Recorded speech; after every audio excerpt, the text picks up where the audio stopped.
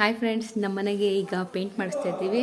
ನಮ್ಮ ಮಕ್ಕಳೆಲ್ಲ ಇಷ್ಟು ಚೆನ್ನಾಗಿ ಪೇಂಟ್ ಮಾಡಿಟ್ಟಿದ್ರು. ಅವರು ದೊಡ್ಡಕ್ಕಾದ್ಮೇಲೆ ನಮ್ಮ ಮನೆನ ನೀವು ಹಿಂಗೆಲ್ಲ ಮಾಡಿದ್ರಿ ಅಂತ ನೆನಪಿಗೋಸ್ಕರ ಈ ವಿಡಿಯೋ ಮಾಡ್ತಾ ಇದ್ದೀನಿ.